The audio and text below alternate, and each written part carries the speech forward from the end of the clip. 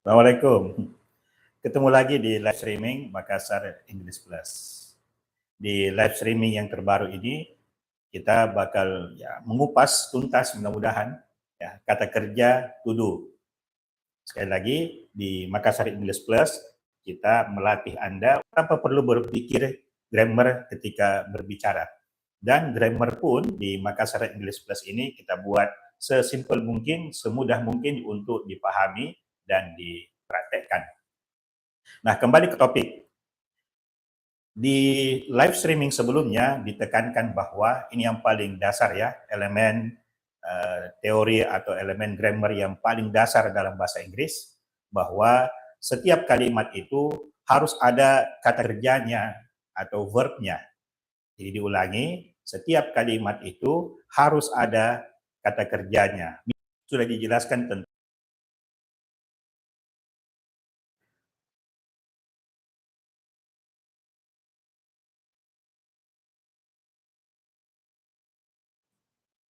ya. Kita lanjut ya. Nah, di video streaming sebelumnya atau di live streaming sebelumnya, kalian telah menyimak dan belajar dan mudah-mudahan paham tentang to be. Nah, jadi soal to be itu sudah dijelaskan, mudah-mudahan kamu bisa menyimak. Nah, sekarang ini kalian akan belajar satu kata kerja yang sama pentingnya, yang sama populernya dengan to be, yaitu to do. Nah, ini penting ya.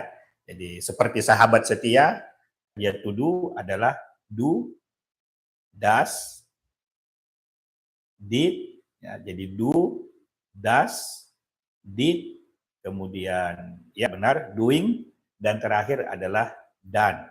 Ya, done tulisannya. Nah, kalau kita bicara dalam kalimat seperti ini, I do the work.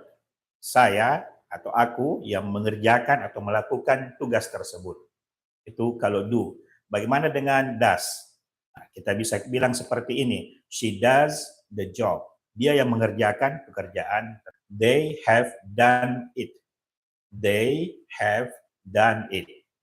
Ada dua kata kerja dalam kalimat tersebut, yaitu have dan done.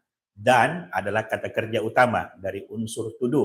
Sedangkan have adalah kata kerja bantu dari unsur to have. Nah, mudah-mudahan ini tidak memusingkan ya. Nah, yang penting yang kalian perlu pahami, yang perlu dimasukkan ke dalam pikiran bahwa setiap kalimat yang kita buat dalam bahasa Inggris harus memuat satu kata kerja paling sedikit. Dan di dalam bahasa Inggris ada konsep kata kerja utama dari unsur to do. Nah, di situ yang diterjemahkan adalah sedang mengerjakan atau sedang melakukan. Nah, begitu pula dengan done. They have done it. Dan itu adalah kata kerja, have adalah kata kerja bantu dari unsur to have, dan done adalah kata kerja utamanya, main verbnya dari unsur to do. Nah, mudah-mudahan setelah memperhatikan ini, menyimak ini, kamu bisa mengerti, oh ya, fleksibel juga ya to do ini, bisa dia menjadi kata kerja utama. Tetapi bisa juga sebenarnya to do itu menjadi kata kerja bantu. Wah, kenapa bisa? Ya, misalnya misal kita menggunakan to do sebagai kata kerja bantu. Do you like coffee? Do you like coffee? Apakah kamu menyukai kopi? Nah, di situ ada dua kata kerja, yaitu do dan like.